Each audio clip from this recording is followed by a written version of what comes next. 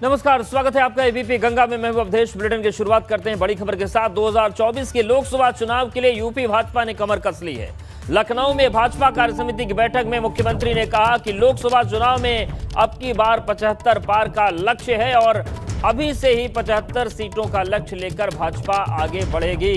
तो लक्ष्य सेट है। हालांकि जिस दिन यूपी विधानसभा चुनाव के परिणाम आए थे उस दिन ही जीत के बाद प्रधानमंत्री ने जो भाषण दिया था उसमें 2024 का टारगेट सेट कर दिया था, लेकिन उसका जिक्र फिर से हुआ है।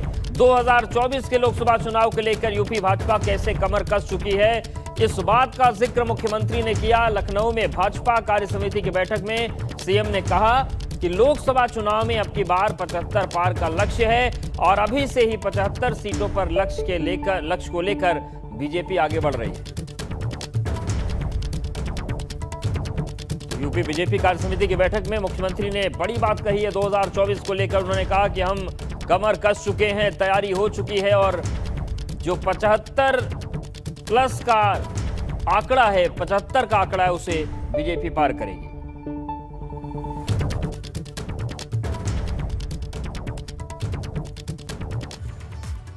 और भाजपा की प्रदेश कार्यसमिति की बैठक में केंद्र की मोदी सरकार और प्रदेश की योगी सरकार की उपलब्धियों को लेकर राजनीतिक प्रस्ताव पास हुआ।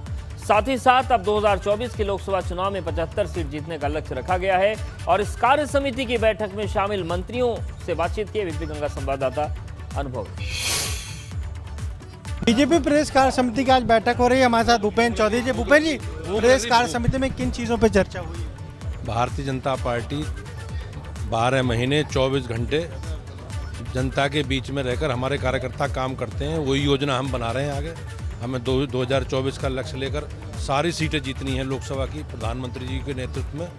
उस पर आज पूरी कार्य योजना बनाकर उस पर चर्चा कर रहे हैं। उसकी चर्चा करके नीचे लोगों को भेज करके सबको पार्टी का एजेंडा आधार पर आगे बढ़ाना है। गुलाब देवी जी, गुलाब जी, ये किस तरीके से आज कार्य समिति में चर्चा हुई है? क्या कुछ नया एजेंडा मिला आप लोगों को, नया काम मिला? भारतीय जनता पार्टी में संगठन में भी नित्य नए काम मिलते हैं और सरकार भी नित्य नए काम करती है। देखिए, बिल्कुल इधर अगर हम बात करें तो तमाम सारे जो लोग हैं वो इस कार्य समिति की बैठक में शामिल हो रहे हैं। यहाँ पर महामंत्री संगठन सुनील बंसल भी मौजूद हैं और आप देखिए तमाम सारे जो लोग निकल रहे हैं। कैबिनेट मंत्री राकेश सचान जी हैं। राकेश जी, क्या कुछ चर्चा हुई कार्य समिति में, क्या कुछ बातें हुई? देखिए, कार्य समिति में हमारी पार्टी के जो भी लीडरान हैं उनकी जो भी हमारी योजनाएं हैं, भारतीय जनता पार्टी की, देश की सरकार की, प्रदेश की सरकार की, उनको जन जन तक पहुंचा के लोगों को जोड़ना और लोकसभा के आने वाले चुनाव में 75 प्लस का जो हमारा टारगेट है उसमें जीत करके पुनः मोदी जी को प्रधानमंत्री बनाने का जो लक्ष्य है। देखिए, बिल्कुल यहाँ पर तमाम सारे जो लोग हैं वो जेपीएस राठौर जी भी हैं, उनसे जानेंगे। सर, क्या कुछ चर्चा हुई है ये प्रदेश कार्य समिति में? प्रदेश कार्य समिति सामान्य चर्चा होती है। अभी सरकार बनी है, सबको धन्यवाद आभार किया गया है। आगामी कार्यक्रम की चर्चा भी अगले सत्र में। राजनीतिक प्रस्ताव भी पास हुआ? हाँ, राजनीतिक प्रस्ताव नहीं, धन्यवाद प्रस्ताव था। दयालु दयाशंकर मिश्र जी, सर क्या कुछ प्रस्ताव आए? अभी तो बस राजनीतिक और उससे प्रस्ताव है। मेन है कि जब लंच के बाद चीज़ें हम लोग के डिस्कशन में रहें। केंद्रीय कानून राज्य मंत्री एसपी सिंह बघेल भी हैं। ये जो प्रदेश कार्य समिति हो रही है 2024 का ही मेन एजेंडा है।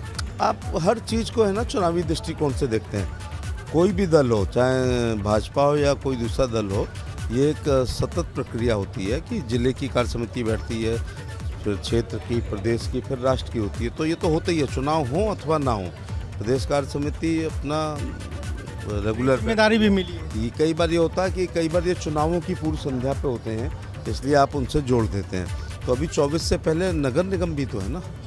तो ये बीजेपी का एक दो शेर सुन लो कि जब से मैं चला हूँ मेरी मंजिल पर नज़र है, इन आँखों ने कभी मील का पत्थर नहीं देखा। और मेरी ज़िंदगी एक मुसलसल सफ़र है, मंजिल पे पहुंचा तो मंजिल बढ़ा दी। लखनऊ है, आ गया है, अब दिल्ली की बारी है। देखिए, बिल्कुल क्या कुछ आज प्रदेश समिति में? अभी कोई जिम्मेदार आदमी इसके लिए बयान जारी करेगा ना। देखिए, उप मुख्यमंत्री केशव मौर्य, सर क्या कुछ चर्चा हुई है नया 2024 चुनाव? 2024 75 प्लस। देखिए, दोनों उप मुख्यमंत्री यहाँ से निकल रहे हैं, साफ तौर पर कह रहे हैं कि 2024 को लेकर प्रदेश कार्य समिति में चर्चा हुई है। 75 प्लस यानी 75 सीटें जीतनी है। कैसे जीतनी है इसको लेकर रणनीति आगे बनेगी, लेकिन ये महत्वपूर्ण है कि आज जो ये प्रदेश कार्य समिति की बैठक हुई है, तमाम सारे मुद्दों पर चर्चा हुई है। राजनीतिक प्रस्ताव लाया गया है, 7 बिंदुओं पर प्रदेश सरकार के लिए राजनीतिक प्रस्ताव लाया गया। फिर केंद्र की मोदी सरकार को 8 साल हुए हैं तो केंद्र सरकार के लिए भी एक राजनीतिक प्रस्ताव लाया गया। धन्यवाद सबने दिया है जिस तरीके से 2022 में इतनी प्रचंड बहुमत के साथ बीजेपी फिर से सत्ता में आई है। इन सारी चीज़ों को लेकर आज इस प्रदेश कार्य समिति में चर्चा हुई। कैमरा जीतन के साथ अनुभव शुक्ला, AP गंगा, लखनऊ। और सीएम योगी ने भाजपा कार्य समिति की बैठक को संबोधित किया। उन्होंने पिछले सरकारों पर हमला बोला तो केंद्र की मोदी सरकार की तारीफों में कसीदे पढ़े। उन्होंने दावा किया कि आज यूपी में तेजी से विकास हो रहा है। वर्षों में देश एक नई दिशा की ओर आगे बढ़ा है। एक नया विश्वास भारत की 135 करोड़ की आबादी के मन में देखने को मिल रहा है। भारत एक नए भारत बनने की ओर अग्रसर है। एक भारत श्रेष्ठ भारत की परिकल्पना हमें अपनी आंखों के सामने बहुत स्पष्ट दिखाई देता है और जीवन के हर क्षेत्र में विगत 8 वर्षों में प्रधानमंत्री मोदी जी के नेतृत्व में हुई प्रगति अभूतपूर्व है, अभिनंदनीय है और यह इस नए भारत को दुनिया के नेतृत्व के रूप में हम प्रस्तुत करते हुए देख रहे हैं। ये हम सब के लिए गौरव का क्षण है। मैं देखता हूं आज भी विपक्षी दलों के लोगों को ये लगता है कि शौचालय बनाने का काम एक सामान्य कार्य है, इसका क्या प्रभाव पड़ने वाला है। लेकिन भाइयों बहनों, यह एक बहुत यानी पूरी भारत की तस्वीर को बदलने वाला कार्यक्रम है। कार्यक्रम इस रूप में 2014 के पहले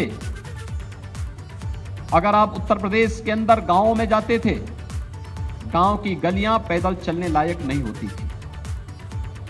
गंदगी का अंबार होता था, बदबू देखने को मिलती थी। स्वच्छ भारत मिशन के बाद इस कार्यक्रम को सफलतापूर्वक लागू होने के बाद आज गांव साफ सुथरे हैं। आधी आबादी ने अपना आशीर्वाद भारतीय जनता पार्टी को दिया और उसके पीछे उसे एहसास हुआ जो बेटियों और बहनों के सामने सुरक्षा का संकट था, महिलाओं के सामने घर से बाहर निकलने का एक संकट खड़ा हुआ था पिछली सरकारों के समय में। उस संकट से सरकार ने मजबूती के साथ उस प्रकार के कार्यक्रमों को लागू करने के बाद प्रदेश में जो लागू किया उसके परिणाम देखने को प्राप्त हुए। तमाम प्रकार का दुष्प्रचार, विपक्ष के तमाम प्रकार के षड्यंत्रों को दरकिनार करते हुए, तमाम गठबंधन महागठबंधन को दरकिनार करते हुए उत्तर प्रदेश की जनता ने उत्तर प्रदेश के अंदर फिर से भारतीय जनता पार्टी नेतृत्व की सरकार पर विश्वास करते हुए उसे 2/3 से अधिक जनादेश देकर के विपक्ष के उन सभी षड्यंत्रों को धूल दूषित करने का कार्य किया। जो एक सपने पाले हुए थे कि हम लोग उत्तर प्रदेश के अंदर अगर इस प्रकार का षड्यंत्र करेंगे तो उस षड्यंत्र से इस प्रकार की तस्वीर पैदा हो जाएगी और उस तस्वीर से हम खंडित जनादेश के माध्यम से फिर उत्तर प्रदेश में अपना जो लूट तंत्र है उस लूट तंत्र को आगे बढ़ाएंगे, वह पूरी तरह बेनकाब साबित हो चुका है। वही रामपुर लोकसभा से उपचुनाव बसपा नहीं लड़ेगी, ये फैसला किया गया है। पदाधिकारियों की बैठक में मायावती ने फैसला किया 2 महीने में 75,000 नए सदस्य जोड़ने का लक्ष्य दिया है और यूपी के सभी जिलों में सदस्यता अभियान चलेगा। मायावती ने लखनऊ में पदाधिकारियों के साथ बैठक की और इस बैठक में जो सबसे बड़ा फैसला हुआ है वो ये हुआ है कि 75,000 नए सदस्य जोड़े जाएंगे 2 महीने में। और दूसरा बड़ा फैसला ये हुआ है कि रामपुर का लोकसभा उपचुनाव बसपा नहीं लड़ेगी। ये भी तय किया गया है, टारगेट दिया गया है कार्यकर्ताओं को कि 2 महीने में 75,000 नए सदस्य जोड़ें और यूपी के सभी जिलों में सदस्यता अभियान चलेगा। मायावती ने लखनऊ में पदाधिकारियों के साथ बैठक में ये टारगेट सेट किया है।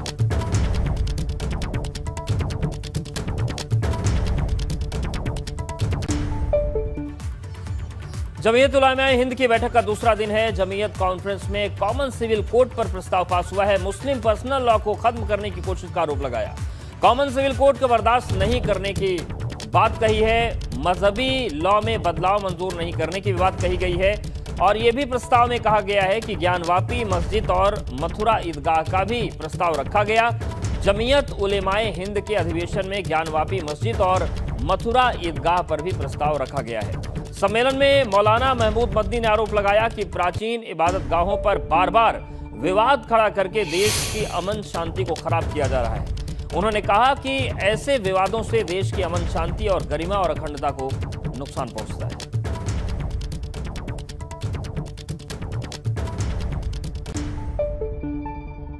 यूनिफॉर्म सिविल कोड, यक्सा सिविल कोड की बातें बहुत चल रही हैं।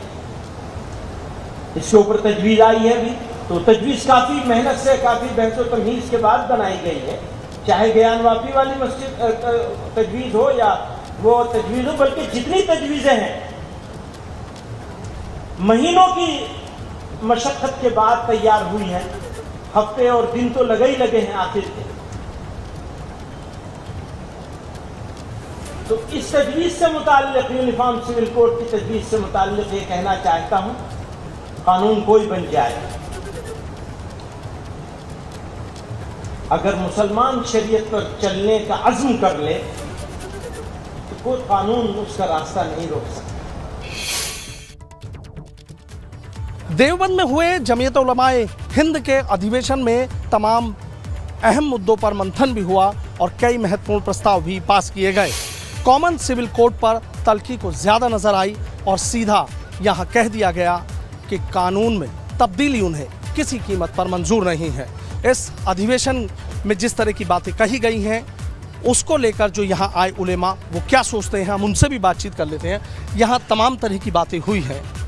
कॉमन सिविल कोड की बात हो या हिंदी को बढ़ावा देने की बात हो या ज्ञानव्यापी मथुरा ईदगाह प्रकरण की बात हो, तमाम चीज़ें आपने सुनी। क्या इसका लब्बो लुआब निकल कर आया? इसका लब्बे लुबाब यही है, पिछले 4-5 सालों के अंदर जो इस मुल्क के हालात बना दिए गए, जो एक ख़ास विशेष वर्ग के ख़िलाफ़ एक नफ़रत फैलाई गई। और आप देखेंगे, आप बेरोज़गारी के ऊपर कोई बात नहीं करने वाला है। आज देश के अंदर बेरोज़गारी के क्या हालात हैं। ये जो हुकूमत आई है और ये जो हमारा संगठन है RSS, ये देश के अंदर एक इस तरह का नफ़रत का माहौल पैदा कर दिया गया है। आप 7 साल पहले हिंदुस्तान को उठा करके देखेंगे और अब के हिंदुस्तान को उठा करके देखेंगे, आपको वाज़ेह फ़र्क नज़र आएगा। 7 साल पहले आपने भी देखा होगा कितने भाईचारा और मोहब्बत और प्यार के साथ यहाँ पर सारे वर्ग के लोग रहते थे। लेकिन आज के वक्त में ऐसे बना दिया गया कि मुसलमानों से बड़ा इस मुल्क का कोई दुश्मन नहीं। हालांकि आप देखेंगे इस मुल्क को आज़ाद कराने में सबसे ज़्यादा कुर्बानियाँ जो दी है वो मुसलमानों ने दी है, उलमाए किराम ने दी है। और आज भी मुसलमानों से ज़्यादा इस मुल्क से कोई प्यार नहीं करता है। मुसलमानों का मरना जीना यहीं पर है। हम पाकिस्तान की बात नहीं करते हैं, पाकिस्तान की बात वो करते हैं। पाकिस्तान में बिरयानी खाने के लिए वो जाते हैं।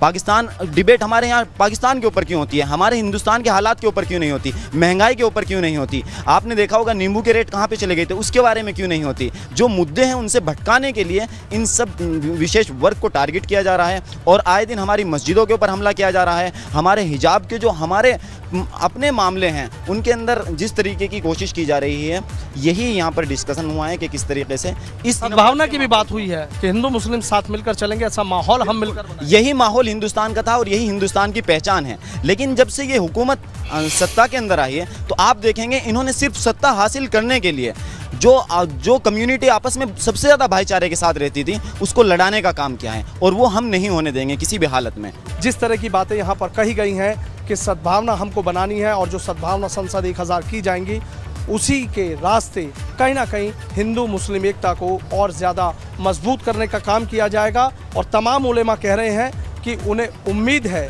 कि जब ऐसी बातें होंगी तो हवा फिर ज़रूर बदलेगी। वीडियो जर्नलिस्ट सत्येंद्र सिंह के साथ सनुज शर्मा, ABP गंगा, देवबंद। और जमीयत उलेमाए हिंद के अध्यक्ष मौलाना महमूद मदनी से ABP गंगा ने एक्सक्लूसिव बातचीत की और बातचीत में उन्होंने कहा कि भीड़ तंत्र, सड़क तंत्र और गालियां देने से कोई हारे या न हारे, देश के हारने का खतरा जरूर पैदा हो जाएगा। उन्होंने नेताओं को नसीहत दी कि मिलकर हालात को बदलना होगा, एकजुट होकर राष्ट्र की सुरक्षा, एकता और अखंडता के लिए कुर्बानी देनी होगी। मौलाना महमूद मदनी से एक्सक्लूसिव बातचीत की संवाददाता सनुज। जमीयत उलेमाए हिंद के अध्यक्ष मौलाना महमूद मदनी साहब हमारे साथ हैं। 2 दिन का अधिवेशन हुआ।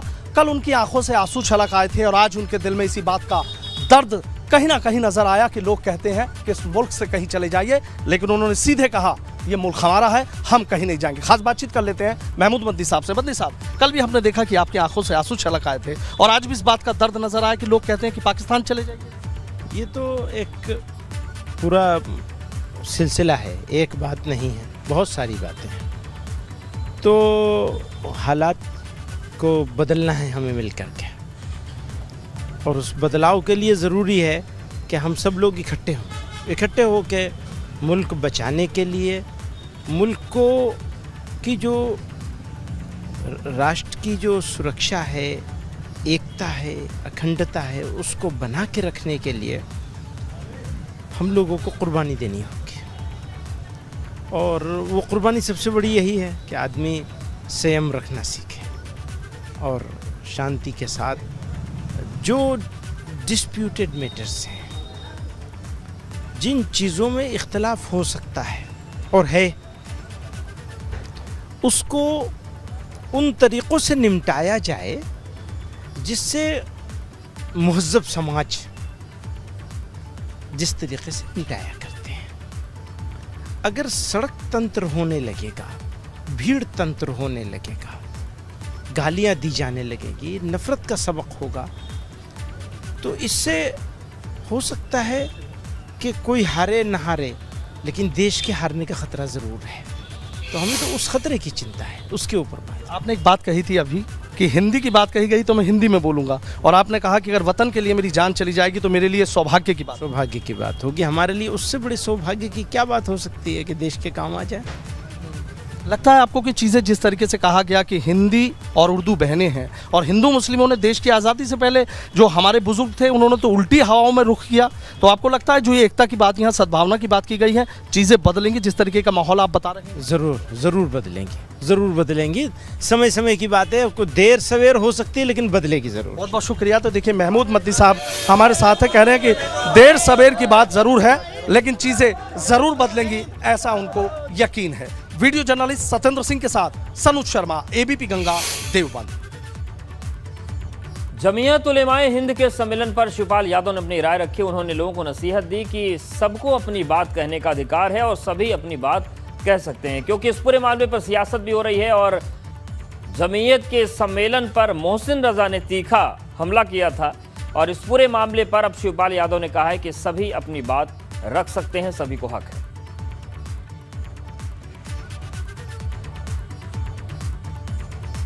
आजमगढ़ में मुबारकपुर में अरबी यूनिवर्सिटी के लकड़ी के गोदाम में भीषण आग लग गई, जिससे हड़कंप मच गया। विश्वविद्यालय के हजारों छात्र बाल्टी लेकर आग बुझाने आए।